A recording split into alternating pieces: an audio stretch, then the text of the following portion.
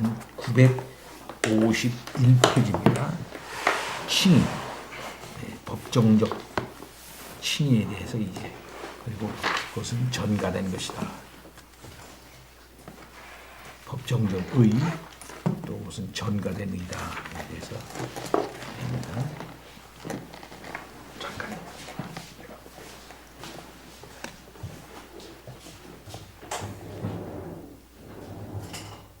여기 많이 있어요. 여기.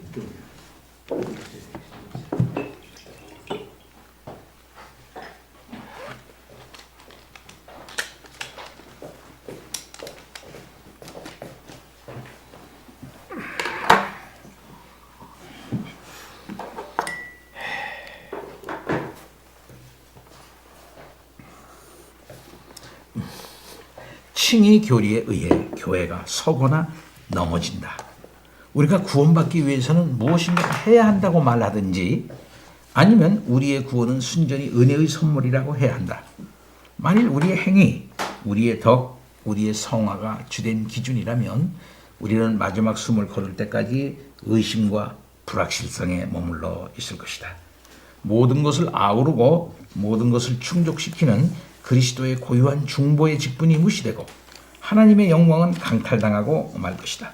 종교개혁은 이러한 것들을 보충하려는 동기에서 로마 교회에 강력하게 대응하면서 오직 삼위 하나님의 은혜만이 우리의 모든 구원을 이끌어가는 효력 있는 원인이며, 은혜는 인간에게 주입되어 그들을 초자연적인 상태로 고양시키는 무슨 형이상학적인 자질이 아니라 모든 인간의 노력에 앞서고 그들을 값없이 하나님과의 교제로 받아들이는 하나님의 용서하시는 자비와 호의라고 선언했다.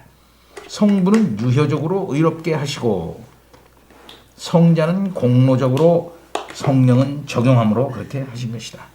하나의 도식으로 표현하자면 믿음은 깨닫고 성례는 인치고 행위는 선포한다.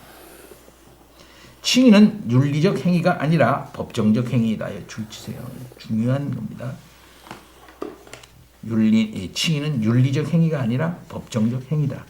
로마 카톨릭은 성경이 칭의와 선행을 대조시키는 것과는 달리 선행을 칭의에 대한 이해 자체에 포함시키면서 순서를 뒤바꾼다. 히브리어 히스디크는 사람을 무죄로 선언하는 하나님 재판장의 행위를 가리키는데, 이는 정죄하다를 뜻하는 히브리어 시르시아의 반대말이다. 이 단어는 하나님과 관련해서도 사용된다. 이 단어가 구약 성경에서 아직 죄 용서를 가리키는 표현으로 사용되지 않는다는 점은 다음과 같은 단어들이 사용된다는 사실을 통해 확인된다. 구원하다, 정죄하지 않다, 잊고 기억하지 않다, 등 뒤로 던지다, 가리다, 용서하다. 신약 성경에서는 구약 성경의 영향을 받아 그리스어 디카이운, 바르고 공정하게 여기다. 디카이운이 일관되게 윤리적 의미에 대조되는 법률적 의미를 얻었고, 바울에게서 확실히 법정적 의미로 사용된다. 이 단어가 윤리적 의미를 가질 수 없는 것은 그의 말에서 의롭게 되는 주체가 하나님이시기 때문이다. 더구나 이 말은 의로 여기심을 받다라는 단어와 교대로 나오며 판단하다, 송사하다, 정죄하다라는 단어들과도 반대 개념으로 사용된다. 디카이오마가 카타크리마의 반대인 것처럼 말이다. 디카이운은 누군가를 무죄로 풀어주다, 의롭다고 선언하다라는 의미를 갖는다. 의롭게 하다라는 의미의 디카이운이 윤리적 의미를 가질 수도 있지만, 우리는 칭의라는 주제에 대한 로마 카톨릭과 종교 개혁 사이의 대립이 윤리 대 율법의 대립이 아니라 행위에 의한 칭의 대 그리스도에 의해 기초한 믿음에 대한 칭의의 대립으로 표현되었음을 기억할 필요가 있다. 때로는 칭의라는 단어가 더 넓은 의미를 가질 수 있다는 이사야서 53장 11절, 다니엘서 12장 3절, 고린도전서 6장 11절, 디도서 3장 7절, 요한계시록 22장 11절과 같은 구절들에 근거하여 제기되었다. 이 구절들을 자세히 살펴보면 가능하다는 것이 반드시 개연적이다라는 뜻은 아니라는 사실이 분명해진다. 각각의 경우에 법정적 의미로 읽는 것이 가장 적절하거나 때로는 필연적이다. 이처럼 성경에는 디카이온이 한 번이라도 윤리적 의미로 사용되는 증거가 전혀 없다. 예, 이 칭의가 이것이 윤리적 의미로 사용된 적이 전혀 없다고 하면서 칭의는 이렇게 언어적 사용에 있어도 성경의 언어적인 사용에 있어서도 분명히 나타나는 바 그것은 법정적 행위를 확실하게 얘기하고 있다라고 말하는 것이죠. 이것은 의를 주입을 해가지고 의를 이렇게 하나님이 주입을 하니까 얘가 10% 의로 가지고 20% 의로 가지고 30% 의로 가지고 이렇게 그게 아니라 하나님이 법정적으로 죄인임에도 불구하고 불의한 자를 법정의 차원에서 뭐냐 할 것 같으면 의로운 자다라고 선포한다는 거예요. 그 칭이라는 겁니다. 그게 어떻게 가능하냐? 이게 어떻게 불의한 자를 하나님의 법정에서 의롭다고 선언하게 되는가 하는 게 이제 복음이 되는 거죠. 자, 그럼 조금 더 읽겠습니다. 하나님의 율법은 분명하다. 의인은 무죄하다고 선언되어야 하며 불의한 자는 정죄되어야 한다. 이게 하나님의 법이에요. 율법이고요. 율법이 가동되면 그런 현상이 나타난다면. 그런데 율법이 가동되는 상황에서 어떻게 불의한 자를 갖다 의롭다고 하나님의 법정에서 이게 선언이 되느냐 이 말이야. 심지어 하나님도 이 규칙을 따라 행하신다. 하나님이 결코 죄 있는 자를 죄 없다 하지 않으시고 죄 없는 자를 정죄하지도 않으신다. 악인을 의롭다 하고 의인을 악하다고 하는 이 두 사람은 다 하나님께 미움을 받느니라. 그런데 외견상으로 이에 명백한 반대될 뿐 아니라 하나님 자신이 말씀하신 것과 정반대로 바울은 하나님이 경건하지 않은 자를 의롭다 하신다고 말한다. 자, 이렇게 볼 때 펠라기우스주의자들이 무죄 선고를 위한 근거를 믿음에서, 다시 말해서 인간의 선한 품행, 덕, 선행에서 찾고 그것들이 그 자체 안에 완전성에 대한 보증을 갖고 있거나 그 자체 안에 어떤 완전성에 대한 보증을 갖고 있거나 또는 그리스도 때문에 하나님에 의해 완전한 것으로 인정받는다는, 그리스도 때문에 하나님에 의해 완전한 것으로 인정받는다는 이유로 완전하다고 보는 것도 전혀 놀랄 일이 아니다. 그러나 성경은 우리의 의와 믿음의 의를 서로 대조한다. 그래서 율법에서 나온 것, 믿음에 의한 것, 이건 다르다고 이렇게 보는 거죠. 믿음에 의한 의라고 하는 건 율법으로 말미암은 것이 아니라고 말하고 이게 분명히 성경은 말한다 이 말이죠. 이것은 행위와 믿음, 보상과 은혜로서 서로 배타적이다. 거룩하신 하나님은 율법의 요구를 결코 포기하지 않으셨고, 그렇죠? 율법의 요구 포기하지 않죠. 율법의 요구 포기하면 하나님 의로운 분 아니죠. 의로운 분이기 때문에 율법을 끝까지 요구해. 율법의 요구를 끝까지 요구해. 그래서 율법을 세워요, 하나님이. 그럼 율법을 세우면서 어떻게 불의한 자를 의롭다고 하실 수 있겠는가? 어떻게 그게 가능한가 이에요. 다만 그리스도를 속죄의 방편, 희생으로 내어주시는데 이로써 스스로 의로우신 동시에, 그렇게 해서 의로운 동시에, 하나님은 의로우신 분이죠. 자기도 의로우셔야 돼요. 그리고 예수에 대한 믿음을 가진 자들을 의롭다 하시거나 무죄로 선언하실 수 있는 분이라는 사실이 드러난다. 이게 놀라운 복음이다 이거죠. 그렇게 해서 예수를 희생의 속죄의 방편, 희생으로 내어놓으심으로써 자기도 의로우시고 예수 믿는 사람도 의롭다고 하시는 것이 하나님의 놀라우신 은혜다. 그리스도의 의는 그의 이름에 대한 믿음과 분리될 수 없다. 하나님의 의는 그리스도 안에 계시되었는데 이는 그리스도가 자신의 피로 말미암은 속죄의 희생으로 내어준 바 되었기 때문이다. 그러나 그는 디아 피스테우스, 믿음을 통해, 이 통해라는 것은 디아라는 건 통해, 믿음을 통해, 피스테우스 이거는 그 믿음이라는 뜻입니다. 믿음을 통해, 디아 피스테우스, 믿음을 통해의 주체이고, 사람들은 값없이 은혜로 말미암아 그리스도 예수 안에 있는 구속을 통해 의롭게 된다. 하지만 그렇다고 해서 이 말이 곧 믿음이 신자의 칭의에 대한 근거가 된다는 것을 의미할까? 아니죠. 이것이 다양한 방식으로 표현되는 로마 가톨릭, 항변파, 합리주의자, 신비주의자, 그리고 수많은 근대 개신교 분파의 입장이다. 이게 잘 이해해야 됩니다. 우리 속에 있는 믿음이 근거인가, 믿음이 칭의의 근거인가, 우리 속에 있는 우리 속에 있는 믿음이 칭의의 최종적 근거인가 이 말이에요. 네, 그렇다고 생각하는 것이 뭐냐면 로마 가톨릭, 항변파는 뭐죠? 알미니우스의 영향을 받아가지고 온 그의 제자들이 이 칼빈주의에 대해 항변한 거, 그걸 말하는 거예요. 그것 때문에 똘트가 생기는 거죠. 그래서 이들을 정죄했어요. 합리주의자, 신비주의자. 이 사람들은 다 자기의 체험, 자기의 이성적 어긴 판단에 의한 자기 의를 확인한 거, 뭐 이런 거예요. 이런 자기 속에 있는 거죠. 인간 속에 있는 믿음, 뭔가 이게 내 속에 일어나는 믿음, 요게 칭의 근거다라고 하는 입장이다.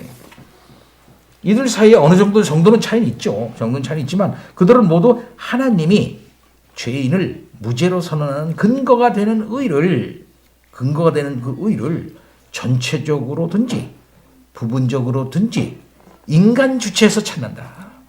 인간 주체에서. 우리가 믿으니까 되고, 우리 속에는 이런 게 있기 때문이다. 이렇게 우리가 선택했기 때문이다. 우리가 그 나름대로 하나님의 칭의를 받을 수 있는 근거가 우리 속에 있기 때문이다. 심지어 우리가 그를 향하는 믿음이 우리가 있기 때문이다. 우리 믿음의 칭의의 근거를 신자 안에서 어느 정도 찾는 부류들이다. 이게. 비록 우리의 의는 불완전하지만은 그럼에도 하나님은 그것을 완전하다고 여기신다는 것이다. 부족하다. 그러나 그거 보신다는 거죠. 그것이 그리스도 때문이든지 또는 그것이 복음 안에 표현된 하나님의 뜻에 대한 일종의 순종이며, 그래서 결과적으로 인간 행위자를 하나님이 받으실 만하게 만들기 때문이든지, 또한 그것이 원리적으로 완전하고 그 자체 안에 이미 완성의 보증을 담고 있기 때문이든지 이 말이다. 이것이 알미니우스들의 주장이거든요, 사실은요.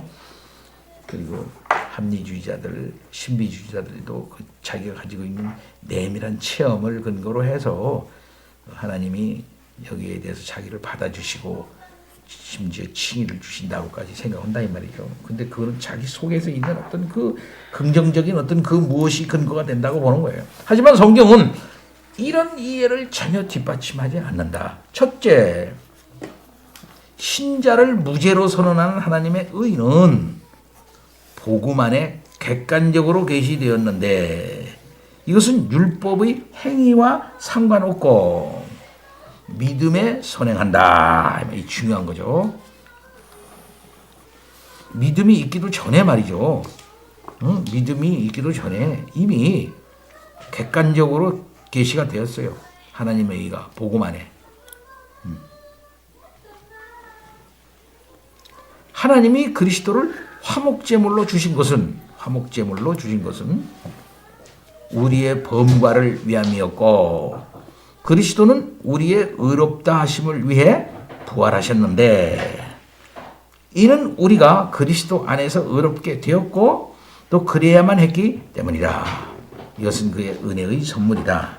아담과 그리스도를 비교하는 것은 하나님의 선물인 그리스도의 의와 더불어 모든 사람을 위한 죽으심을 가리키는데, 이는 디카이오마, 즉 많은 사람에 대해 죄 없다고 선하는 행위이다. 한 사람의 순종으로 많은 사람이 의롭다 여겨진다. 이게 지금.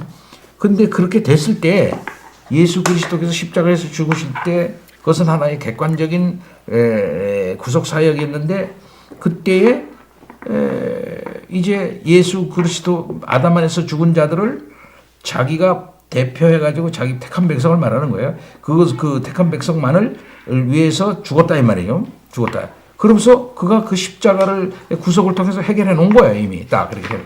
이건 객관적 딱 사건이야. 근데 요때는 이미 우리가 안 믿었을 때야. 요때는 안 믿고 있는 자를 벌써 하나님은 문제 해결해 놓은 거예요. 문제 해결해 놓은 거야. 그 시점으로 볼 때 객관적 사건이 이미 일어난 거예요. 그러니까 이 하나님의 의는 복음 안에서 객관적으로 계시되었던 거예요. 이거는 뭡니까? 믿음의 선행에.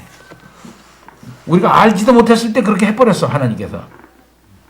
믿음이라는 건 우리가 아는 걸 말하는 거죠. 그렇죠? 믿음이라는 건 우리가 인식하고 아는 데. 그것은 앞으로 그걸 믿어야 할 거리로 지금 남아있는 문제예요. 우리는 몰라. 전혀 그때는 우리는 뭐 이 세상에 태어나지도 않았을 때였고 무슨 일이 일어나는지도 몰라. 그러나 저기에서 이미 내 문제를 이미 다 해결해 놓았어요. 객관적으로 다 해결해 놓은 거야.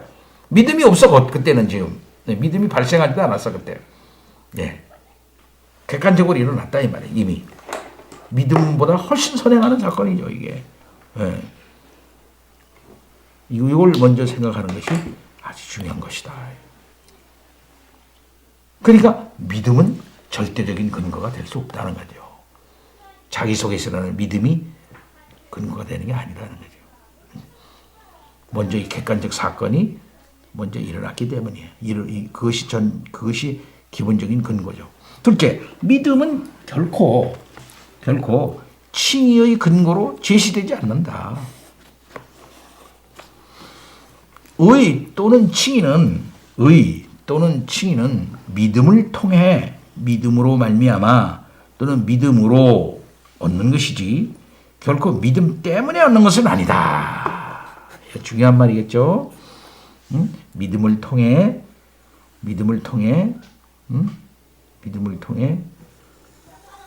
그 다음에는 믿음으로 by 그 다음에 믿음으로 말미암아 through 믿음을 통해. 그러나 믿음 때문에 얻는 것은 아니다. 디아피스틴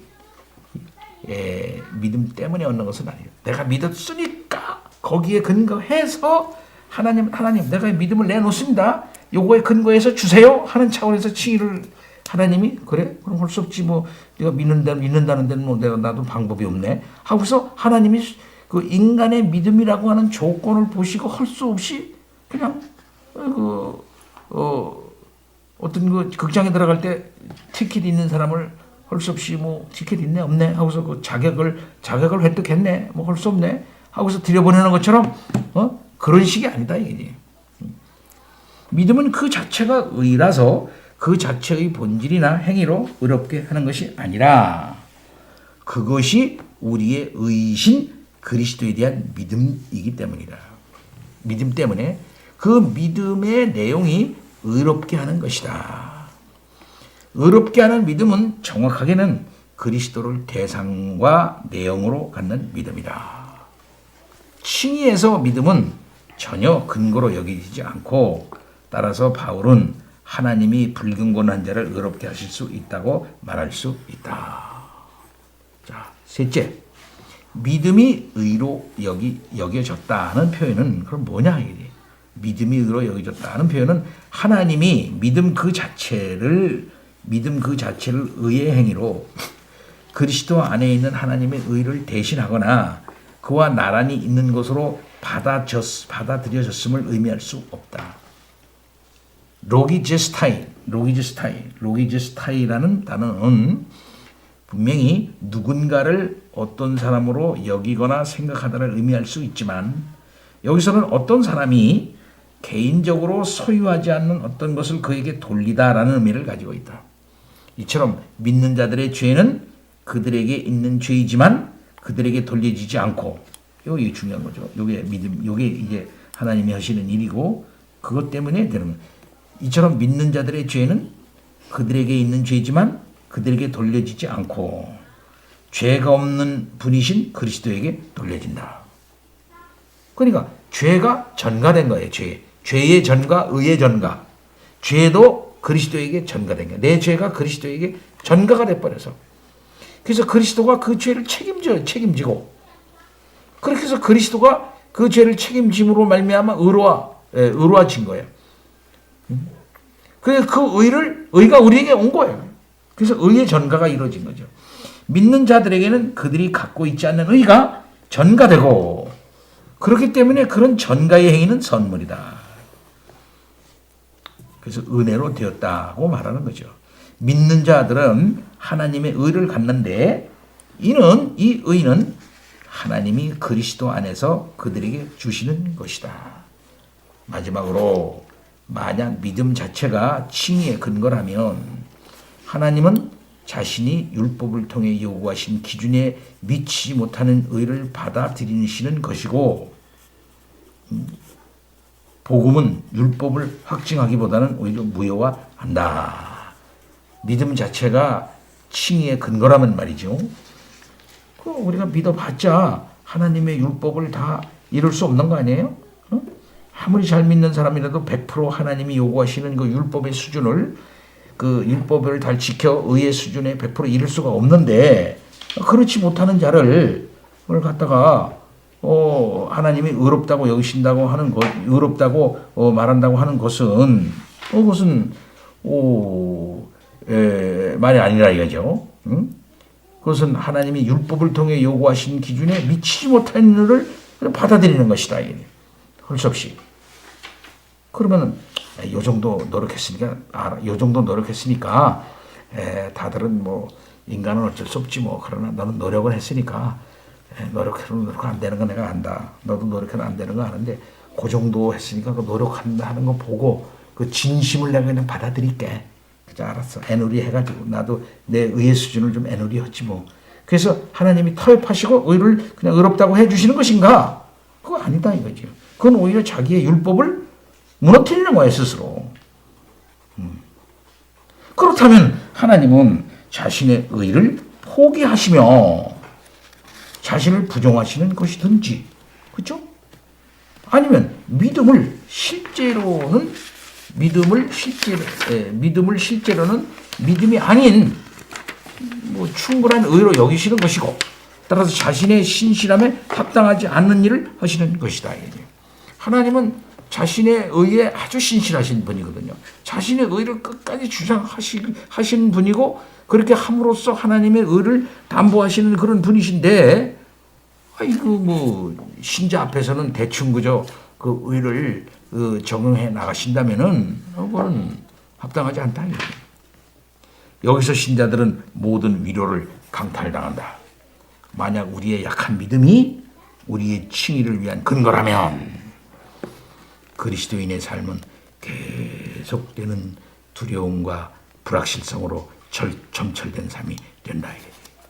그럼 어느 정도 계속 노력하고 계속 이렇게 한 자들에게만 말이지, 하나님이 그 정도 되는 사람만 됐다, 이 정도 돼서 다른 애들은 다 5분 응선, 6분 응선에서 다 지쳐서 넘어지고 그러지만 너는 그 한계를 뛰어넘어서 9분 응선까지 왔으니까 그 정도 노력을 가지고 내가 알아서 됐어. 너는 그래도 된다고 받아준다면은, 그걸 의롭다고 해준다면은, 그럼 그렇게 못하는 사람은 어떻게 되냐? 그건 계속 두려움, 불확실성으로 점철된다. 나는 그걸 못하니까 내 구원은 이제 이룰 수 없어. 나는 어떻게 안 돼. 하고 계속 그렇게 될 게 아니겠느냐 이 말이에요. 이 말이. 우리는 그리스도께 고정되기보다는 자기 자신을 바라본다. 이때 그럴 경우 하나님을 섬기며 진정한 그리스도인의 삶을 사는 것이 불가능해진다. 어떻게 그렇게 불안해서 어떻게 사냐 이게. 불안해서 불확실함 속에서 하나님을 섬기는 삶은 불가능해진다. 우리는 선행에 대해 말하기 전에 재판장이신 하나님 앞에서의 두려움이 하나님 아버지 같은 사랑에 대한 의식으로 변화되어야 한다. 그럼 어떻게 거기에서 그런 두려움을 한 상태에서 하나님 아버지에 대한 사랑을 표현할 수 있겠는가 이거죠. 그럼 불가능하다 이거죠. 그렇기 때문에 이 전가의 교리가 확실하게 서야 한다. 그 의의 기준이 근거가 의의 기준이 나에게 있지 않고 내가 가지고 있는 어떤 믿음의 행위에 근거하지 않고 오로지 그리스도에게 있고 객관적 의에 있고 그 객관적인 의가 나에게 덧입혀지고 나에게 전가되었기 때문에 내가 불의한 상태지만 그리스도로 말미암아 그렇게 된다, 의로워진다 하는 그것을 갖다가 확실하게 우리가 받아들여야 한다. 자, 174 이역복시.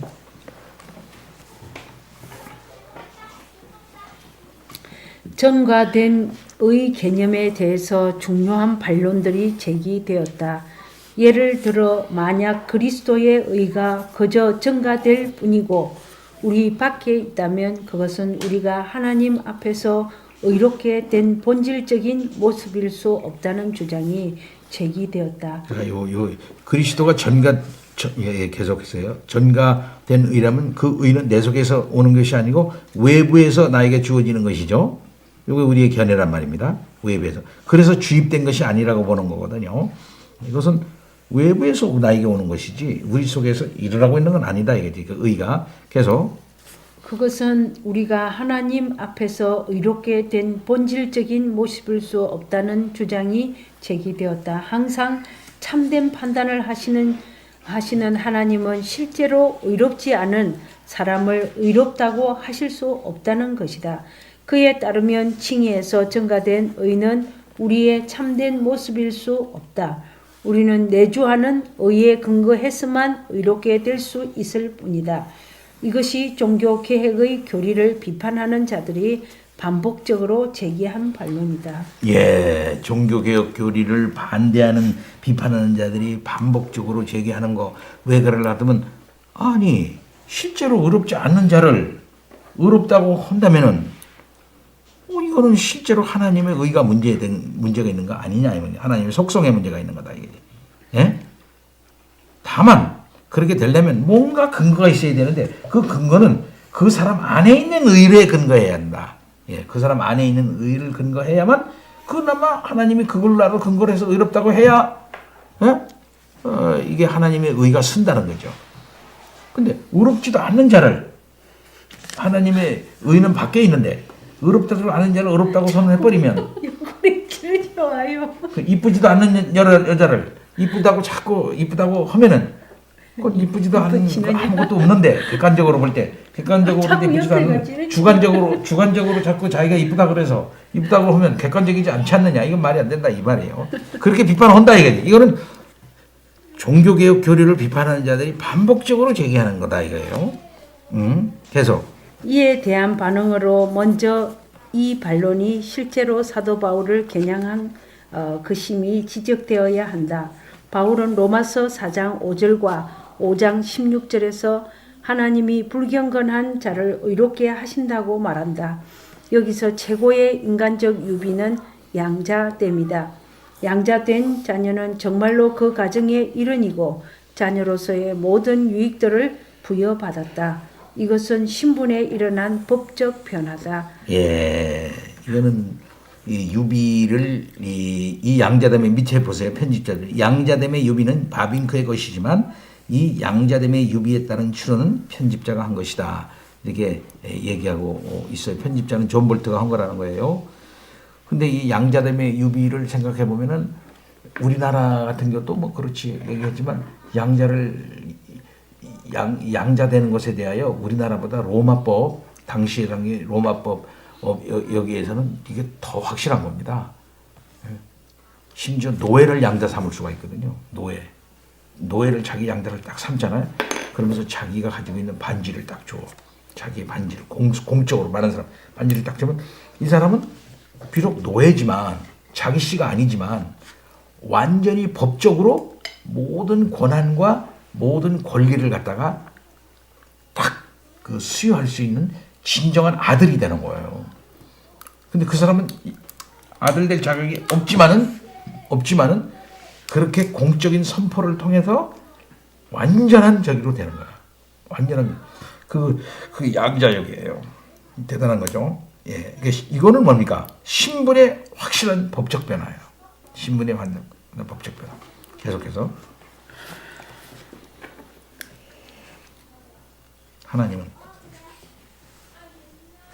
하나님은 죄인들을 의롭다고 선언하시고 자녀로 삼으시고 그리스도와 그의 모든 유익을 약속하신다.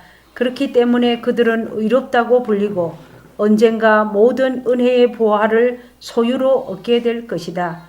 비판자들은 주입된 은혜가 실제 은혜인데 반해 정가는 상상력의 산물이라고 묘사하는데 이것은 정가 개념에 대한 오해다.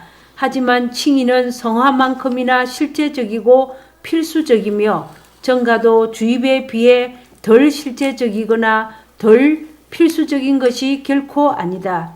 유일한 차이가 있다면 성화에서는 의가 윤리적 의미에서 우리의 것이 되는데 반해 칭의에서는 의가 법률적 의미로 우리에게 주어진다는 것이다. 소유주가 아직 자기 소유물로 취하지 않았다고 해서 법률적 행위가 허구인 것은 아니다. 만약 이것이 이 땅의 재판관들에 대해 사실이라면 하늘의 심판자에 대해서는 얼마나 더 그렇겠는가. 의롭다 하시는 이는 하나님이시니 누가 정죄하리요. 우리에게 법적으로 전가된 의는 여전히 성화에서 윤리적으로 효력을 발휘해야 한다. 우리가 의롭게 된 것은 하나님의 작정과 구원 협약의 원인을 둔다. 은혜 언약은 우리의 출생이나 우리가 믿음에 이르는 것에 선행한다. 우리의 의는 특정한 의미에서만 이질적이다. 이것은 머리의 의이고 또한 그렇기 때문에 그에 속한 지체들의 의이기도 하다. 하나님이 불경건한 자들을 의롭다 하실 때 그가 그리스도 안에서 일으키신 의를 토대로 그렇게 하시는 것이다. 예, 그리스도께서 일으키시는 의를 토대로 그렇게 불의한 자를 하나님께서 의롭게 하십니다. 이것은 결단코 어떤 주입된 하나님의 의가 주입돼서 그 사람이 가지고 있는 어떤 내면적 어떤 성실도에 근거해 가지고 하나님이 칭의를 하는 것은 아니고 오로지 전가된 것이다 하는 것이죠. 법정적 의라고 하는 것은 세상의 법정도 생각하면 됩니다. 분명히 사람을 죽였어. 사형당해야 돼. 사람들은 다 그렇게 있니. 자기도 그렇게 생각하고 있어. 근데 법정에서 무죄다 이렇게 선언해버려. 무죄다. 근데 자기도 뭐냐면은 난 죄인인데. 근데 세상 사람도 저 사람 죄인인데 그러면 하나님의 법정에서 너 무죄다 그래. 그러니까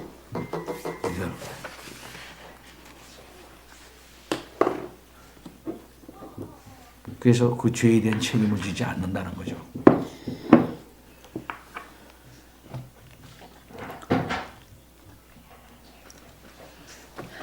자, 좀 더 진도 나갑시다. 475 패러그랩.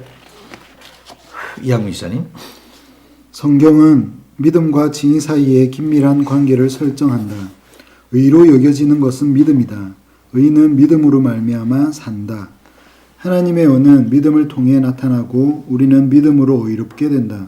심지어 우리가 그리스도 예수를 믿는 것은 이로써 우리가 의롭다함을 얻기 위함이라고 기록되어 있기도 하다. 칭의는 영원 전에 일어나는가 아니면 시간 속에서 일어나는가, 그리고 만약 후자라면 그것은 그리스도의 죽음에서 일어나는가 아니면 부활에서 일어나는가, 복음을 설교할 때 일어나는가 아니면 그 전에 또는 동시에 일어나는가, 믿음과 함께 일어나는가 아니면 그 후에 일어나는가. 반신율법주의자들은 물론이고 반율법주의자들도 영원한 칭의를 고수한다. 전자에게 우리의 믿음은 영원 전에 하나님이 행하신 것을 인정하는 것을 포함할 뿐이다. 후자는 순전한 은혜의 복음이 율법과 뒤섞이는 것을 피하기를 간절히 추구하면서 영원한 칭의를 시간 속에 있는 칭의의 시작과 토대로 보았다. 선택에 관한 하나님의 작정이 영원하다는 사실을 강조하는 것이 중요하기는 해도 징의가 영원전에 일어난다고 말하는 것은 권할만하지도 성경적이지도 않고, 또한 징의가 시간 속에서 집행되고 외적으로 현실화되는 것을 설명해야 할 필요성의 문제들을 없애지도 않는다. 개혁파 신학은 지혜롭게도 영원한 작정과 시간 속에서의 집행을 구분한다. 예. 영원전 칭의. 이런 이론이 있어요. 영원전 칭의. 그러니까 영원전에 하나님께서 택하신 백성을 그때 그냥 칭의한다는 거죠. 영원전 칭의. 그래서 시간 속에 이루어진 칭의는 그 영원전 칭의에 근거한다고 보는 거죠. 근데 이건 문제가 있다고 보는 거예요. 그래서 개혁파 신학은 지혜롭게도 영원한 작정과 시간 속에서의 그 집행을 구분한다. 이거지. 작정을 하셨지만 그것은 아직 시간 속에서 이루어진 것은 아니죠. 우리가 알다시피 하나님이 그 삼위일체적인 차원에서 성부, 성자, 성령이 구원 협약을 한다네. 구원 협약. 그건 보통 구속언약이라고 얘기를 해요. 구속언약. 이것은 영원전에 이루시는 거죠. 세 분끼리. 그러니까 이거는 삼위의 영원적인 이 어떤 의논이라 이렇게 얘기를 합니다. 의논. 그런 구원 어떤 사람은 구원 협약이라고도 이렇게 표현하고 구속 언약이라고도 표현을 해요. 그것은 시간 전에 이루어진 것이다. 그럼 시간 전에 이루어진 것이 시간 속에서 집행이 되어야죠. 집행이 돼야죠. 우리의 창조도 그렇다고 보면은 작정하신 것을 시간 속에서 이루어지는 것이 창조 아닙니까? 그죠? 시간 속에서 이루어진단 말이에요. 그래서 구원 협약을 시간 속에서 이루어지는 것이 은혜 언약이에요. 은혜 언약은 시간 속에서 이루어져요. 근데 이 은혜 언약은 뭐에 기초하냐면 시간 전에 영원 세계 속에서 하신 구원 협약에 근거한다 이 말입니다. 구원 협약에 근거한다. 그러니까 하나는 아직 작정하신 것이고 그 작정이 집행되는 것은 뭐냐면 시간 속에서 집행한다 이 말이에요. 시간 속에 집행한다. 무슨 말인지 아시겠죠? 네. 칭의 계속. 칭의가 그리스도의 죽음과 부활에 묶여 있을 때 우리는 굳건한 성경적 근거 위에 있는 것이다. 우리의 칭의는 그리스도에 의해 얻어졌다. 객관적으로 성취된 것이다. 고린도후서 5장 19절이 그리스도 안에서의 화해를 세상의 죄가 전가되지 않음과 연결하기 때문에 개혁파 신학자들은 그리스도의 죽음과 부활을 칭의와 얼마나 정확하게 연결할지를 두고 씨름했다. 복음은 만약 너희 인간들이 믿고 회개하고 계명을 다 지키면 하나님이 너희와 화해하실 것이라고 말하지 않는다. 네. 오히려 하나님은 화해하셨다고 세상의 죄가를 용서하셨다고 말한다. 사람들이여 지금 이 복음을 믿으라. 이 화해로 들어가라. 당신의 적개심을 버리라. 하나님과 화목하라. 죄 용서는 믿음에 의해 일어나는 것이 아니며 우리의 행위로 얻어지는 것도 아니다. 오히려 그것은 이를테면 그리스도 안에 온전히 저장되어 있고 믿음에 앞서고 오직 믿음에 의해서만 받아들여지고 파악된다. 사도신경이 진술하는 것처럼 죄를 사하여 주시는 것을 믿사옵나이다. 문제를 명확히 하기 위해 개혁파 신학자들은 능동적 칭의를 수동적 칭의로부터 구분했다. 칭의는 획득되고 적용된다. 구원자로서 그리스도는 객관적인 속죄뿐만 아니라 자기에게 속한 자들을 죄로부터 주관적으로 구속하시는 것도 목적으로 삼으신다. 다시 말하지만 이것은 시간적 구분이 아니라 논리적 구분이다. 확실히 이 둘은 동시에 일어나고 함께 간다.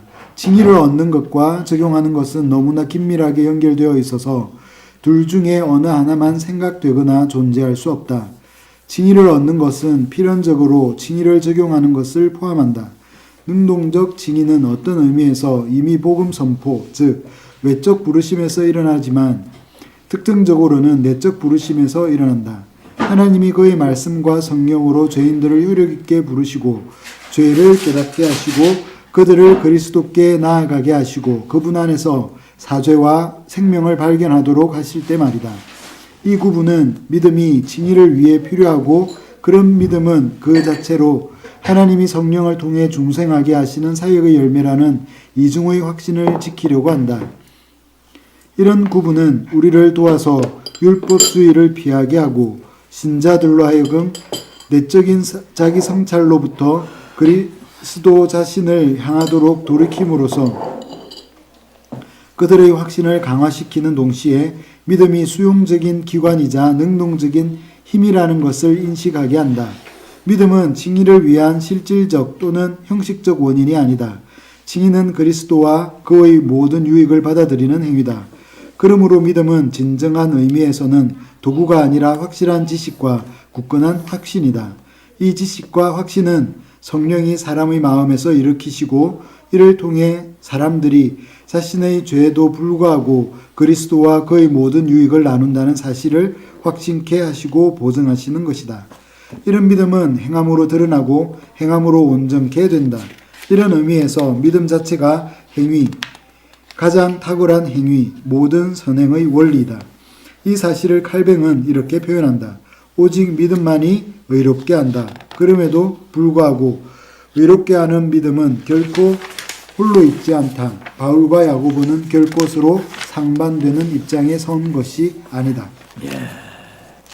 칭의에 대해서 칭의가 이제 뭐다 이 얘기를 지금 하고 있는 것을 볼 수 있습니다.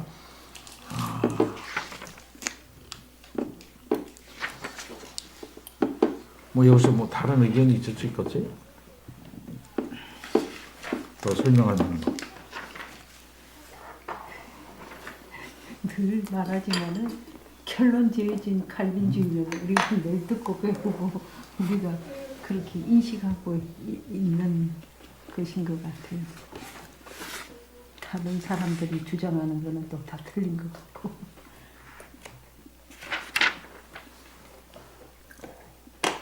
그러니까 이게 칭의가 언제 이루어지느냐 할 때 우리가 알다시피 이미 지난번에 얘기한 것처럼 객관적 칭의가 예수 그리스도의 십자가 안에서 이루어졌고 그 안에서 하나님 예수 그리스도 안에서 이루어졌고 택한 자들에 대해서는 그것이 이제 성령의 역사를 타서 그것이 이제 적용되어진단 말이죠.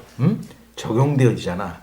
적용되어질 때 하나님께서 어떻게 하시느냐면 말씀을 통해서 이제 그것을 널리 그리스도의 그 의의 공효를 이게 널리 이렇게 퍼뜨리잖아요. 너희의 죄를 다 그리스도가 해결하셨다. 믿어라. 그런단 말이죠. 다 믿어라. 말씀을 객관적으로 이게 펼치잖아요. 사도행전적 차원에서. 근데 그렇게 펼쳐나갈 때 사도행전에서 뭐라고 말합니까? 누가 믿어요? 택한 자는 믿더라. 이렇게 나오잖아. 택한 자는 믿더라. 이렇게 나온단 말입니다. 그러니까는 적용을 성령께서 말씀을 통해서 이렇게 쭉 편만하게 이제 이렇게 부른단 말입니다. 불러. 그래서 이게 공적 부르심을 통해서 부르죠. 외적으로 이렇게 불러요. 그러나 진정한 택자들은 뭡니까? 그런 부르심 속에 있을 때 내적으로 확실하게 붙잡죠. 그 사람을. 그래서 그리스도가 진짜 돌아가셨는데 자기 죄 때문에 돌아가신 것이 아니고 나하고 관계된 거로구나. 그 내 죄 때문에 돌아가시는구나 하는 사실을 믿게 만든다면 믿게 만들어. 그래서 그 속에서 믿음으로 나오게 된다고. 그런 차원에서의 능동적인 걸 말합니다. 그래서 그 속에서 믿음이 나오니까. 그래서 내적 부르심을 통해서 그들에게 믿음이 주어지고 그때 능동적으로 믿음을 제출한단 말이야. 능동적으로 믿음을 제출해. 그때 이 능동적 칭의가 그때 이루어진다는 거죠. 이렇게. 이것은 어떤 면에서는 여기서 말하는 것처럼 이것은 시간적 구분이 아니라 논리적 구분이다. 이렇게 얘기를 하고 있어요.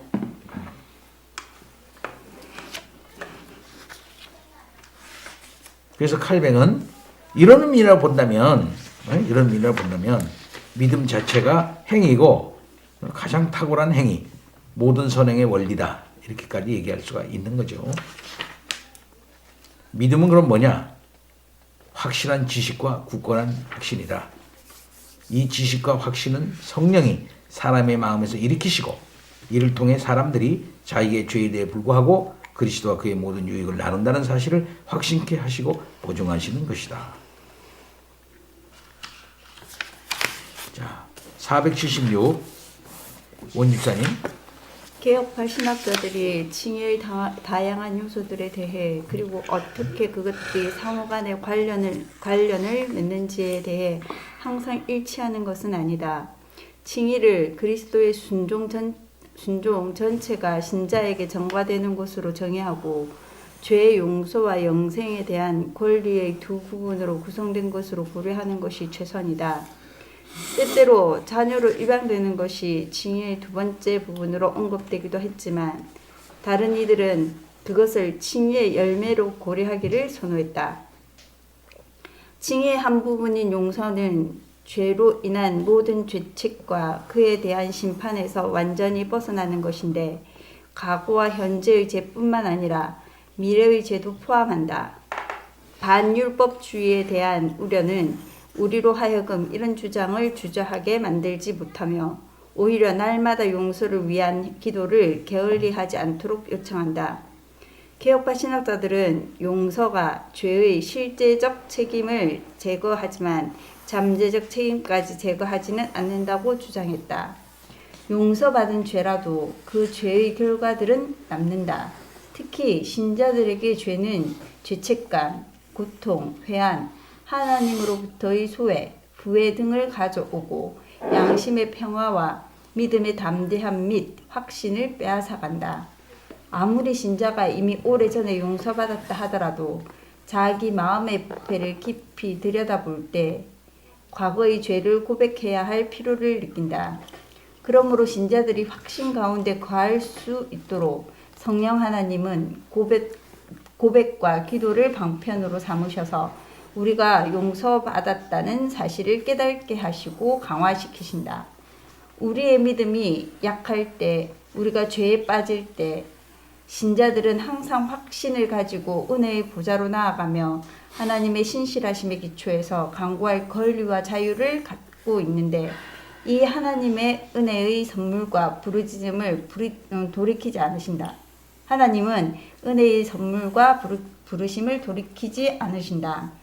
신자들은 의심과 낙심 가운데 기도하지 않으며 마치 그들이 더 이상 하나님의 자녀가 아니고 다시 영원한 정죄를 직면하는 것처럼 기도하지도 않는다. 오히려 그들은 하늘에서 그들의 기도에 아멘으로 화답하시는 아버지께 그분의 자녀로서 믿음으로 기도한다. 예, 용서받았다고 하는 것이 칭의의 한 부분이 된다 이거죠. 용서. 그 용서는 뭡니까? 죄로 인한 모든 죄책, 심판으로부터 벗어나는 것. 용서죠. 용서라는 것은 죄책과 심판으로부터 벗어나는 거예요. 그 칭의의 한 부분이야. 난 너를 의롭다고 한다. 법정적인 차원에서 너는 의롭다. 이렇게 말하면 그 전에 지은 죄에 대한 책임이 없어지는 거죠. 그게 없어지는 거죠. 또 그렇게 동시에 그 심판으로부터 벗어나는 거지. 그래서 그 사람 수갑을 딱 풀어준단 말이야. 그 즉시, 그죠? 법정에서 의롭다, 법정에서 무죄다. 그러면 바로 그냥 풀어줘. 풀어주고서 집으로 바로 보낸다 이 말이죠. 그렇죠? 전에 지은 죄책이 없어지고 그 다음에는 심판이 무효가 돼 버린단 말이에요. 예? 심판이 이렇게 근데 심지어 그럼에도 불구하고 이제 믿는 이들이 믿음이 확실히 약해질 때 용서받았다고 하는 사실이 점점 이게 뭡니까? 약해진지. 아이고 나 이렇게다가 죄에 대한 책임을 갖다가 이제 지고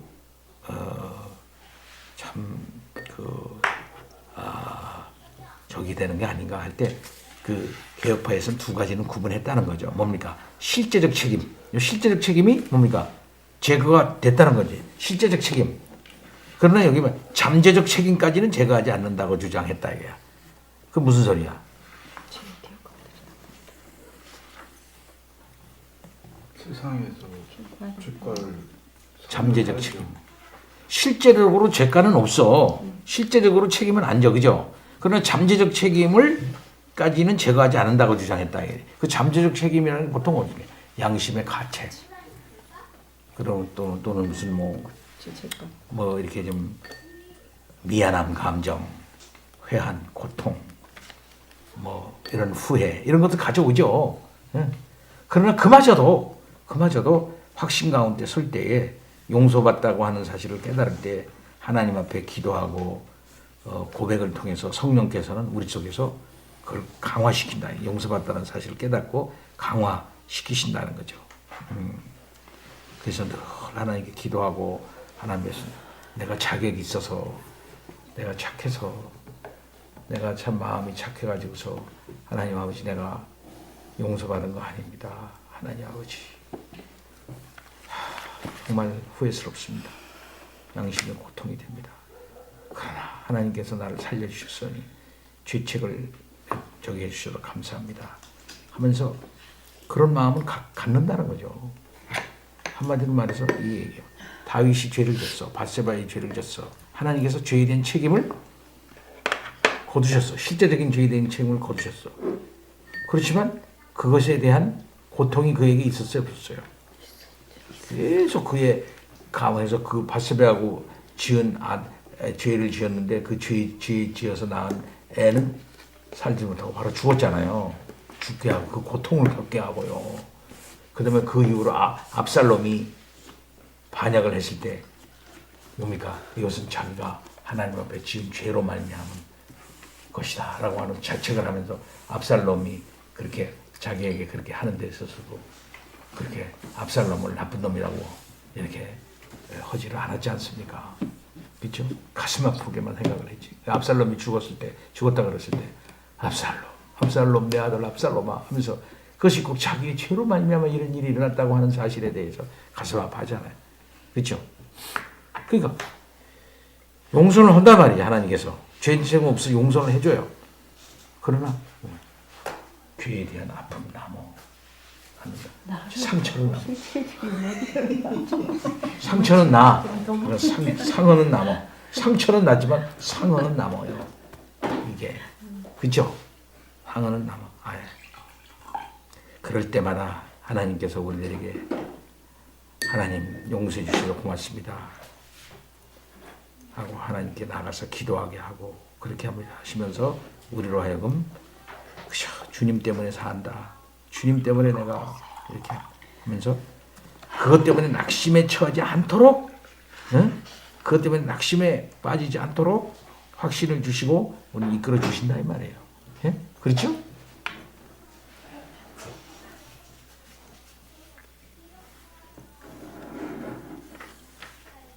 계속 일렁 중이죠 지금. 네. 그러니까 이런 태도는 좋은 태도일까요? 밀양 태도. 밀양의 그놈.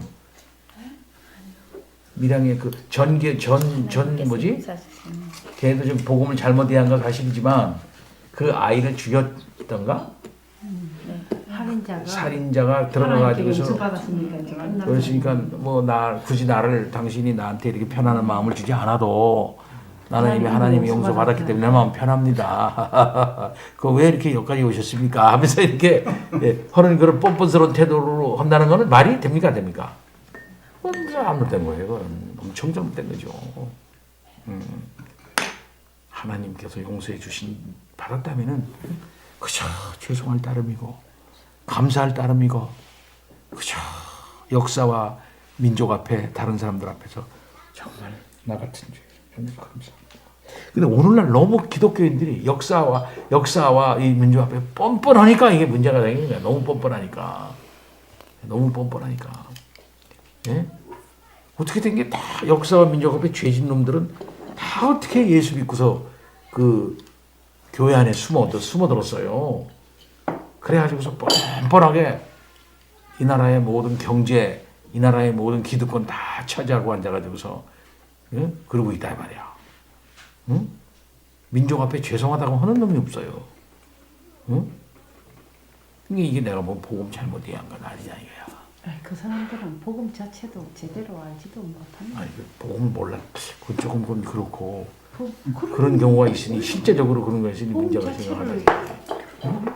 복음 자체를 모르는 거예요.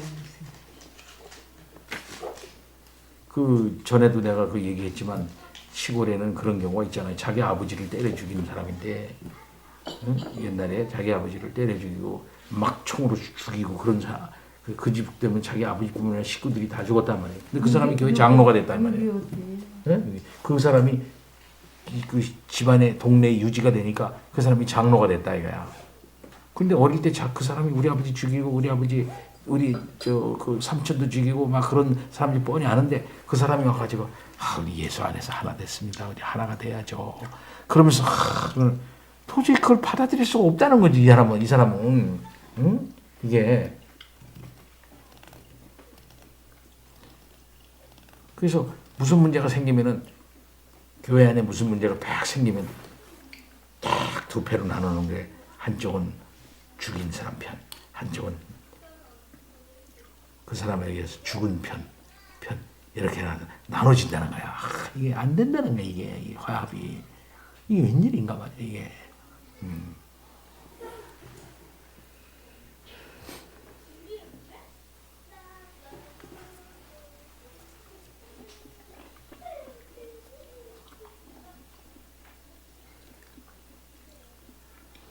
역사적으로 나쁜 짓 한 사람이 나쁜 짓을 당한 억울한 사람한테 와서 사죄해가지고서 정말 제대로 그 인정받을 만한 사죄와 화해를 한 일이 있어요? 그런 경우가 그렇게 있나? 거의 뻔뻔하지. 우리나라 역사에서는 거의 사례를 그런 사례 거의 없어요. 찾을 수가 없는 진짜. 거고 외국은 어떻습니까? 나는 난 이제 영화 팬, 나도 영화 광이라고도 말할 수도 있는데 특히 좋아하는 영화가 어떤 영화냐면 1차 대전, 2차 대전 영화 그런 영화를 좋아하고 그 다음에 2차 대전이 일어나기 전에 독일 상황 그 다음에 영국 상황 그 다음에는 하나 의문이 항상 드는 게 아니 히틀러가 나타났다 그래서 그렇게 문명국이라고 했던 사람 그렇게 대단했던 그 저기를 자랑했던 사람들이 독일 국민들이 저렇게 헷가닥 돌아가지고 헷가닥 저렇게 돌아서 저렇게 히틀러를 갖다가 저렇게 우상시하면서 그 나쁜 짓 하는데 그렇게 동참할 수가 있겠는가? 거기에 대한 책임을 또 자기 스스로 히틀러에게만 물을 일이 아니다. 이거는 나 이렇게 보는 거거든요. 히틀러만 물을 일만이 아니다. 거기에는 무수히 많은 철학자들 심지어 알렉시 말틴 하이데거도 같이 동참했어요. 나중에 종의 말틴 하이데거 같은 대단한 철학자들도 그리고 대학 교수들, 목사들 할 것 없이 다 거의 많은 수가 그 나치당에 협력했다 이 말이죠. 다 그냥. 그리고 무수히 많은 그 독일의 뭐 거의 국민 모두가 다 거의 모두가 다 저기 휩쓸려서 거의 미치다시피 돌아갔지 않았어요? 그런 걸 때 어떻게 이럴 수 있나? 그럴 때 나는 독일 사람들 지금 보더라도 당신들 거기에 대해서 솔직히 말해서 하나하나 죄책감을 느끼고 있느냐? 에? 거기에 대한 죄책감을 당신이 느끼고 있느냐? 나치만 잘못된 거냐? 당신들 거기에다 협력한 자들 아니냐 말이야. 거기에 대해서 무슨 죄책감을 못 느끼느냐? 나 이렇게 늘 묻고 싶어. 근데 보면은 영화라든지 문학이라든지 이런 거기에는 갈등이 심해요. 지식인들이요. 소설가들이나 시인들이 이런 사람들이. 나중에 지식인들이 이거 반대하고 막 그러고 발면선언을 특별히 기독교인들은 발면선언을 통해서 나타나지만은 와 진짜 어떻게 그럴 수 있는가. 그리고 한 미친놈과 미친 이데올로기에 그래 빠져가지고 한 시대를 그렇게 대단한 나라의 국민들이 철학의 나라요 사상의 나라 사람들이 그렇게 확 돌아갈 수 있는가. 이건 좀 이해가 불가능하다 이 말이에요. 참 말이야.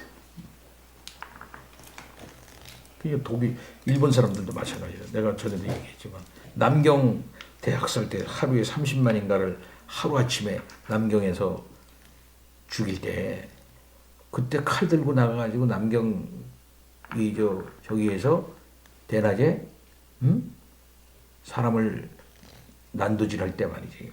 그 난도질 했을 때 그 군관들, 그걸 이끌었던 군관들이 누구냐? 장교들이 다 동경대학 천재들이라는 거야. 동경대학 천재들, 동경대학 나온 애들. 그런 애들이 눈 확 하다 돌아가지고 무수히 많이 많이 사람들을 학살을 하고 막. 그래서 너 몇 명 죽였냐? 몇 명 죽였냐? 갔다 와서 시합하고 말이야. 인간의 잔혹성이라는 거는 파괴성이 잔혹성이라 무서운 거거든요.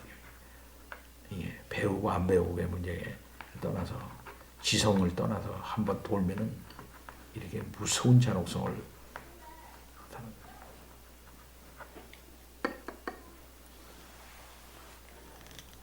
읽던 거 계속 읽어나가야지. 잊어버리겠어요. 저 그런 거 생각하면 우리나라도 그런 거. 그래서 나는 그렇게 생각해. 한국 기득권 세력이 이렇게 하면서 지은 역사적 죄악에 대하여 참 아버지가 뭐 그렇게 해서 나도 잘 사는 거고 우리가 뭐 이렇게 해서 그런 건데 뭐 내가 무슨 죄를 졌나 이렇게 생각할지 모르지만 그 하나하나를 다 우리들이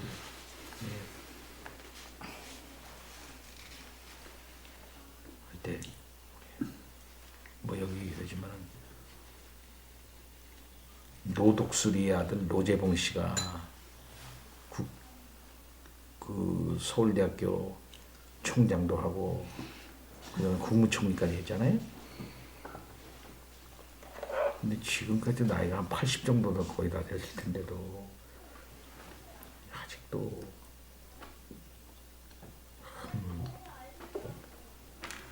참 그런 적이 많아요. 지금 무슨 일입니다. 네.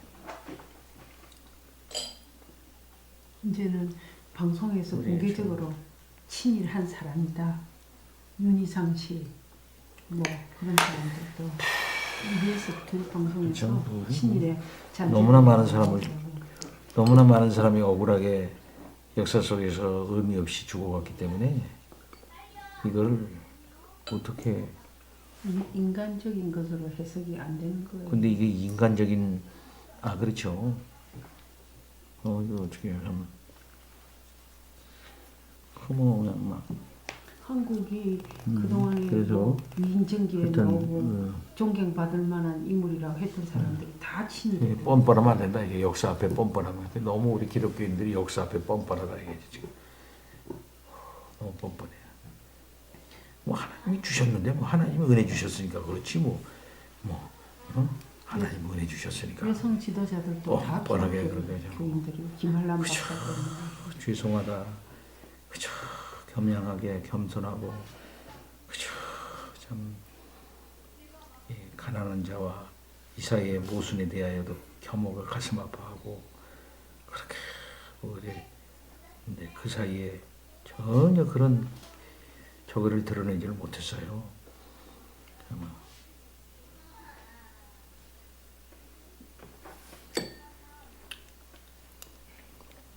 윤희상 씨도 전국을 순회하면서 막 징집 그 청년들 징집하는데 동원되고 그랬더라고. 조금 더 읽어봅시다. 비록 진위에 대한 이해가 종종 용서로 한정되지만 강박되지 말아야 할 것은 우리가 양자로 받아들였으며 또 영생의 권리를 얻었다는 사실이다. 양자됨을 뜻하는 휴오테시아는 법정적 의미와 윤리적 의미를 다 가지고 있다. 후자에 대해서는 다음에 나오는 성화 부분에서 논의할 것이다. 그리스도의 의를 근거로 신자들이 죄 용서를 받는 것과 마찬가지로 또한 그들은 양자로 받아들여져서 자녀가 된다. 그러므로 하나님의 선언에 근거한 이 양자됨은 그리스도가 획득하셨고 믿음에 의해 우리 것이 된다. 죄책과 죄로 인한 형벌에서 자유롭다고 선언된 사람들은 동시에 자녀로 입양되며 아버지 같은 하나님의 사랑의 대상으로 여겨진다. 이를 통해 신자들은 많은 형제 중에서 맏아들이신 그리스도와 같은 지위를 얻는다. 그리스도는 본성적으로 하나님의 아들이셨고 그의 부활 때 그렇게 지명되셨다. 신자들은 양자됨으로 하나님의 자녀가 된다. 마치 그리스도가 부활 때 성결의 영에 의해 하나님의 아들이라고 선언되신 것처럼 신자들은 하나님의 영 안에서 의롭게 되고 동일한 영에 의해 자신들이 아들이라는 것을 확신한다. 자녀로서 신자들은 또한 약속을 따라 후사화된다. 그리고 이 상속이 아직 당도하지 않은 미래에 그들을 기다리고 있기 때문에 그들의 양자됨은 여전히 소망의 대상이다. 이미 구약 성경에서 하나님은 자기 백성의 아버지로 이스라엘은 하나님의 자녀로 불린다. 하지만 신약 성경에서 이 아버지됨과 자녀됨은 훨씬 더 깊은 의미를 얻는다. 이제 하나님은 신자들의 아버지이신데 신정적 의미가 아니라 윤리적 의미에서 그렇다. 따라서 신자들은 하나님의 자녀로서 하나님으로부터 난 자들이고 그리스도 안에서 믿음으로 하나님의 자녀가 되는 권세를 얻는다. 그들이 하나님을 있는 그대로 보는 날에 그들은 그의 자녀로서 온전하게 될 것이다. 우리는 하나님의 자녀다. 우리의 법적 주인은 그리스도 안에서 주어졌고 온전한 구속의 날까지 담보이신 성령에 의해 보증되었다.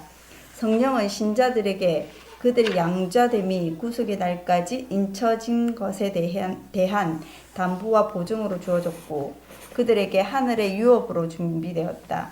성령에 의해 신자들은 계속해서 인도되고 그들을 향한 하나님의 사랑과 양자됨에 대해 확신하며 이미 평화, 희락, 영생의 수혜자들이다. 영혼의 기원을 둔 징의는 그리스도의 부활과 신자들의 부르심에 실현되고 제후의 심판 시에 하나님이 온 세계가 듣는 가운데 무죄 선고를 반복하실 때 모든 입술이 그리스도를 주님으로 고백함으로 성부 하나님께 영광을 돌리면서 비로소 온전히 완성될 것이다. 징의가 이 모든 놀라운 열매들을 맺을 수 있는 것은 징의의 능동적 징의와 더불어 수동적 징의가 포함되어 있고 그것이 성령의 증거를 통해 신자들에게 그들의 죄가 개인적으로 사해졌다는 의식과 확신을 주기 때문이다. 예, 이제 이 칭의는 첫째는 부정적으로는 용서죠. 부정적인 차원에서는 용서예요. 좀 소극적인 차원에서는 과거의 것이 사해지는 거예요. 용서에는 두 가지가 있답니다. 하나는 뭡니까? 죄책 제거, 심판 제거예요. 심판 무효. 그렇죠? 그 다음에는 뭡니까? 적극적으로는 양자된다는 겁니다. 양자돼 가지고 하나님의 자녀의 지위를 얻고 상속을 하는 거예요. 상속.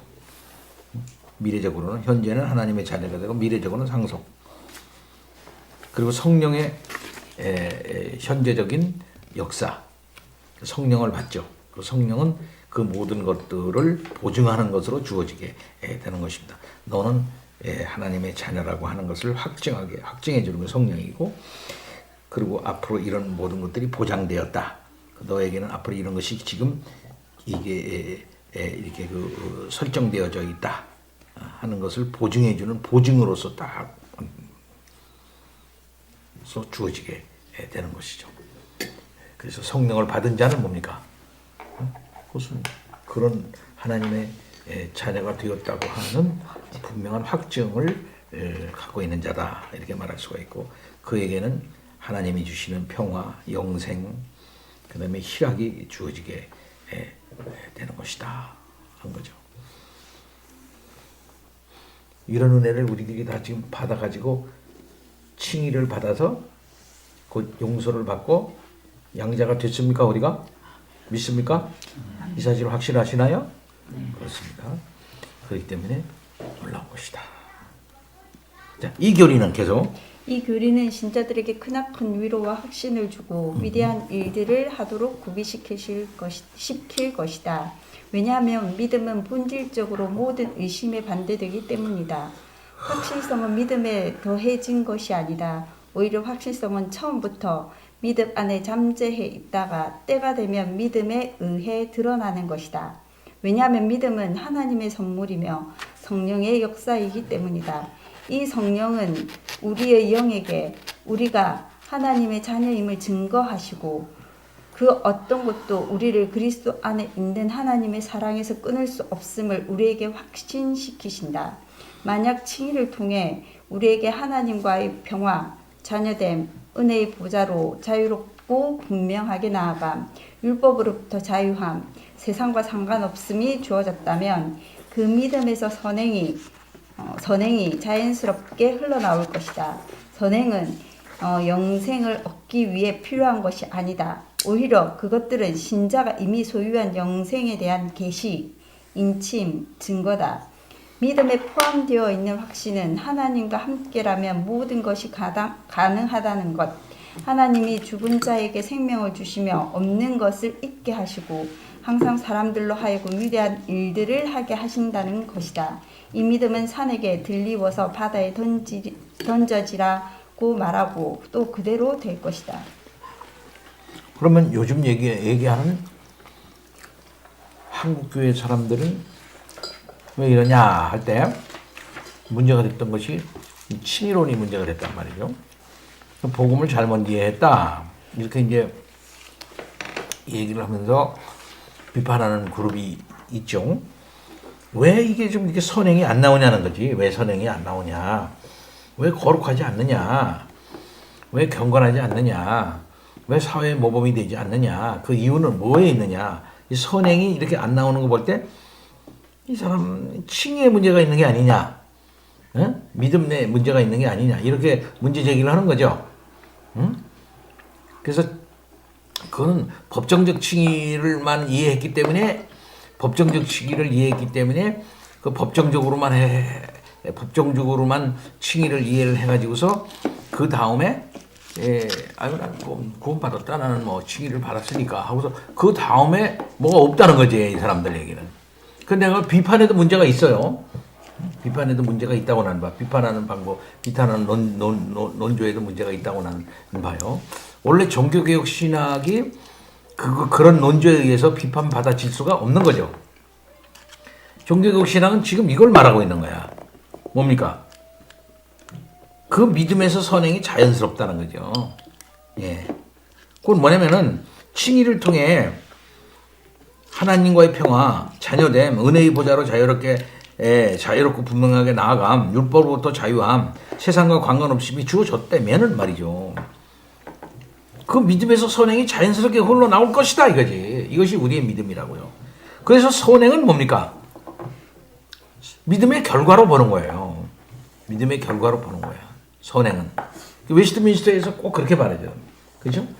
믿음과 관계없는 선행은 선행이 아니다라고 말하고 있잖아요. 분명하게.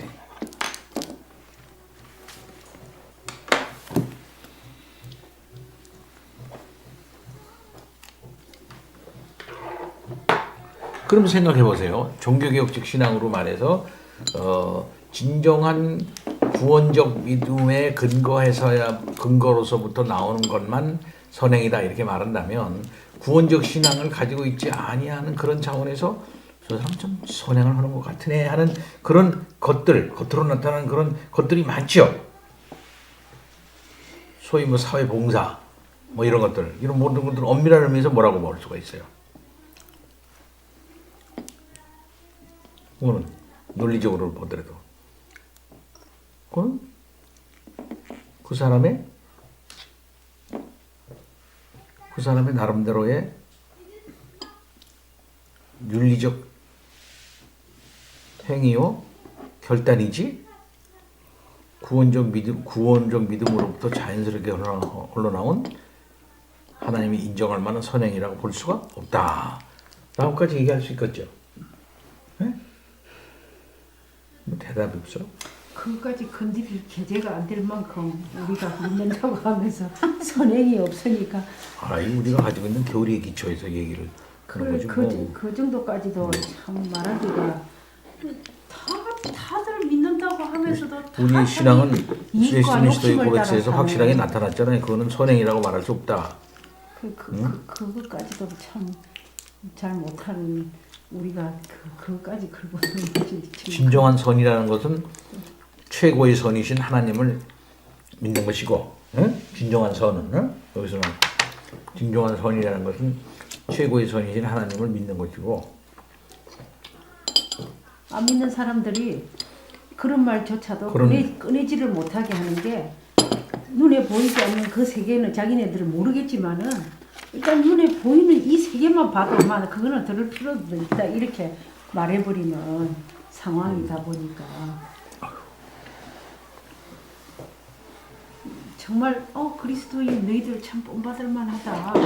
그럼 뭐 너희들이 말하는 선은 뭐냐 물어볼 때에 하나님이 최고의 선입니다 하고 말해줄 건데 그 경치는 그냥 그 근처도 못 가고 그들이 인정하지 않을 수밖에 없는 그런 그 선을 드러내야죠.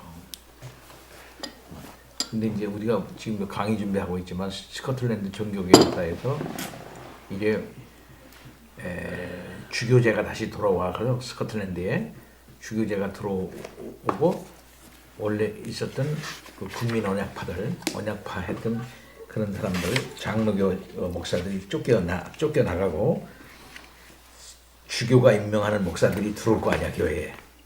근데 그 사람들이 설교를 하는 게 들을 게 없는 거야. 갑자기 목사가 됐으니까 이 사람들이 들을 게 없고 경건하지가 않은 거야. 그 중에는 술주전뱅이도 있고, 예, 막 그러잖아요. 그 도대체 들을 게 없는 거야 설교가. 또 주교 그 어교 목사뿐만 아니라 그 주교도 똑같은 거예요. 모이면 이 사람들이 거의 도박이 아니라 술 먹고 뭐 그렇게 해가지고 또 이제 경건하지가 않은 거예요 이 사람들이요. 성경에 대한 지식도 그렇고 신앙의 실력도 그렇고 경건도도 떨어지는 거야 이 사람들이요. 그러니까 그들을 인정을 안 하는 거야. 이 그 교회 이제 장로의 설교를 듣고 계속 경건하게 살았던 그 언약파에 속한 그 신도들이 도저히 그 교회를 나가지도 않을 뿐만 아니라 그 목사가 하는 그 설교를 듣지도 않을 뿐만 아니라 도저히 그 설교가 귀에 들어오지가 않는 거예요. 예. 그러니까 그 교회에 나가지를 않아. 그래서 나가지를 않는다고 명단 파악을 해요 또. 예. 명단 파악을 해가지고 너 왜 안 나와? 지난주에 왜 안 나왔어? 안 나온 이유를 딱 한다고 그래도 이 양반들이 그 교회를 안 나가. 안 나가고 그 주교가 임명한 목사가 하는 그 교회를 안 나가. 그리고 들판에서 모이는 들판에서 모이는 저 산 넘어 어느 들판에 이번 주는 저 들판 바위 밑에 거기서 모이니까 오세요. 그러면 그 쫓겨난 목사가 거기 가서 설교를 하는 거야. 예? 그럼 거기에서는 그냥 처음부터 구름대 같이 그 사람들이 모여. 애들이 제일 많이 모였을 때가 13,000명 정도까지 모여. 13,000명 그런 데까지 어떤 7,000명 막 이렇게 모여가지고 설교를 들을 때도 있고 또 조금 모일 때도 있고. 그러면 그냥 말 타고서 그냥 그 주교와 그 당시에 있던 그 사람들이 파송한 그 몰입꾼들이 막 와서 말 타고 와. 그러면 저쪽에 그 구석구석에 또 초병을 박아놓고서 들어갑니까? 쳐들어온다 그러면 연락이 아주 터지고. 그럼 그놈들이 누구를 잡으려고 그러겠어요? 그 중에 목사를 먼저 잡으려고 그럴 거 아니야. 목사만 잡아서 때려 저기 하면 이것들이 흩어진다. 그럼 빨리 목사님을 숨겨라. 목사님을 또야 저 바위 밑에 숨겨. 그럼 바위 밑에 숨겨. 그러면 또 다른 사람들 막 잡아서 목사 어디 있냐고 막 뒤 때리고 막 그런 걸 다 겪는 거야 이 사람들이. 왜 그 사이에 그 목사가 그만큼 주교가 파송한 목사, 예? 그 사람들보다 훨씬 더 경건하고 훨씬 더 성경 실력이 있고 영적으로 파워가 있는 거지. 믿을만하고 경건하고. 가장 먼저 죽는 사람이 목사지. 그래서 어떤 목사는 24살에 죽어. 24살에 죽고 어떤 사람은 37에 죽고 다 젊어서 다 죽여들다가 잡혀가지고 잡힐 때 꼭 이놈들이 하는 짓이 있어. 손 2개를 잘라. 목을 잘라. 그래서 손과 목 이거를 여기다가 이렇게 해가지고 여기다가 이 창을 갖다가 팍 꽂아 여기다 팍 꽂아가지고 목을 꽂아 손 두부터 성 앞에다가 딱 매달아놔요. 목사를 갖다가. 봐라야지. 얘들이 이렇게 하던 그 목사가 이렇게 죽었다. 쫓아가 너희들도 죽는다 이놈들아. 네. 그럼에도 불구하고 비밀 집회를 모여가지고 언약 이게 누구냐면 국민 언약 한 거 있잖아. 국민 언약을 한 사람들. 그다음에 엄숙 동맹과 언약을 맺은 사람들. 이 사람들이 언약파라는 사람들이야. 이걸 지켜라 이거야 너희들. 왜 안 지키느냐. 국왕들이요 이걸 지켜라. 목사들이요 귀족들이요 이걸 지켜라. 지네들이 다 약속해놨잖아. 왜 안 지키느냐. 이건 하나님과 언약 맺은 건데 왜 안 지키냐 이거야. 그 사람들은 경건하죠.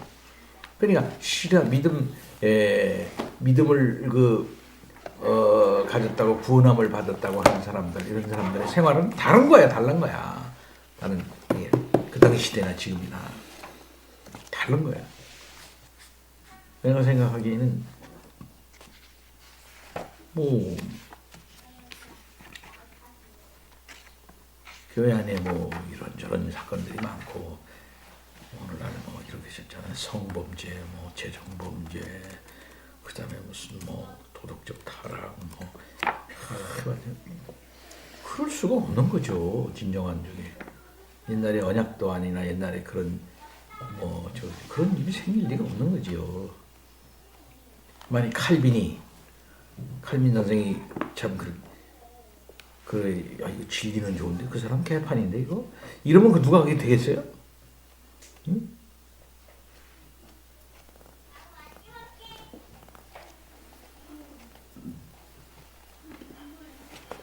신앙은 있는데 경건하진 않아.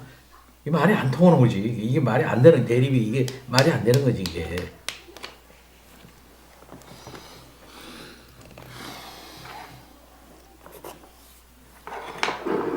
그러니까 칭의와 성화는 구별되지만 분리될 수 없고 칭의를 받은 사람이 성화되게 돼 있고, 되게 돼 있고,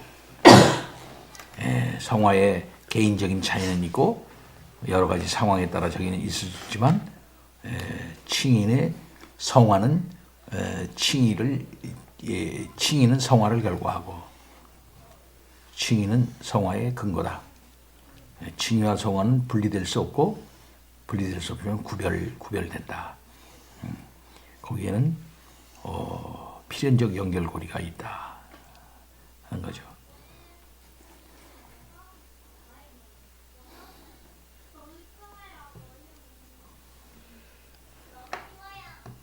그 전에 내가 몇 번 얘기했지만 김성수 교수라는 분이 부목사 때 나 저기 할 때 부목사인가 저 강의를 받아서 충영교회 당시 충영교회 대학교에 가서 여름 수련회를 인도하게 됐대요. 나한테 직접 얘기하더라고. 우리 모임에 오셔가지고 로마서를 강의하기 시작하는데 처음에 얘기하는 게 칭의 얘기를 시작하면서 대학생들을 가르쳐 보니까 가장 문제가 교회에 무슨 봉사를 안 한다, 뭘 안 한다, 예배 참석을 안 한다, 성경을 안 읽는다. 이게 문제가 아니다라는 거예요. 이게 문제가 아니고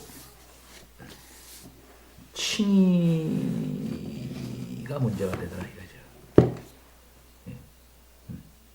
칭의가 한마디로 말해서 무슨 문제냐면 얘가 복음을 아느냐 모르느냐 여기에 문제가 되더라는 거지. 복음을 저 사람이 안다라고 말할 수 없겠더라는 거죠.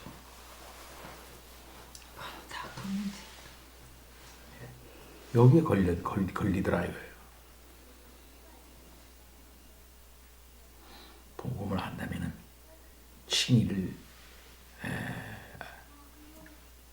칭의의 은혜를 아는 것인데 칭의의 은혜를 안다면은 하나님으로부터 용서받았다는 게 얼마나 대단한가. 그래서 자기의 죄에 대한 책임이 객관적으로 없어졌다는 것에 대한 이 확인, 그리고 거기서부터 오는 내면적인 기쁨, 실제적 죄책이 없어졌다는 거. 그러나 잠재적인 의미의 죄책이 있긴 있으되 항상 하나님 앞에 죄송하고 자기의 죄악에 대한 어떤 아쉬움, 자기의 부족한 것을 깨닫고 성령을 의지해가지고 늘 하나님 앞에 나가 기도하고 자기의 죄를 고백하고 그러면서 이제 친히 이후의 단계인 거룩함으로 나가기 위해서 실제적인 거룩함으로 윤리적 거룩으로 나가기 위해서 노력하고 이렇게 성령에 의해서만 이것도 그렇게 하는 거 이런 자세가 나와야 되는 거 아니냐 말이죠. 교회만 나온다 그래서 문제가 해결됩니까? 교회만 나온다고 나오는데 교회는 나오는데 교회 눈만 반짝반짝 해가지고서 여우처럼 돼가지고 교회의 목사의 비리, 장로의 비리, 그저 교회의 여러 비리에 대해서만 반짝반짝 빠삭하고, 응? 그저 정말 복음에 대해서 놀라지를 않느니 복음에 대해서 놀라지 않고 예수님에 대해서 예수님이 나에게 주신 은혜가 무언가에 대해서는 전혀 관심이 없고 거기에 대해서는 그건 다 아는 거 아니에요? 아무것도 하는 것만 가지고 자꾸 얘기 그거 말고요 좀 이게 좀 뭐 이런 거 좀 세상에 비전이 교회에 제시되어지고 뭐 교회에 무슨 비전이 있어가지고 이런 소리는 많이 들었어요. 와 근데 답답하죠. 얘기가 안 통하는구나. 난 그래서 얘기들 교회에 무슨 비전이 필요합니까? 교회는 비전 필요 없어요. 교회 무슨 비전이야 비전이. 교회는 그 자체가 비전이야. 교회 그 자체가 비전이고 자체가 환이고 자체가 감격이고 자체가 황홀한 건데 무슨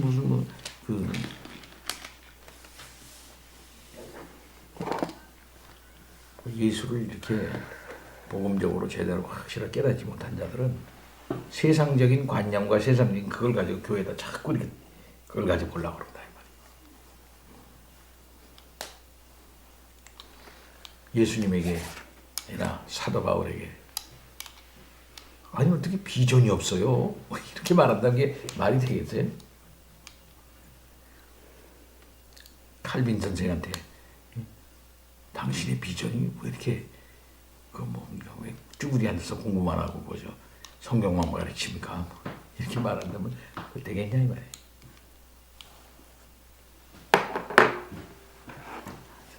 하나님께서 우리 주님께서 주신 법정적 의미에서의 외부에서 오는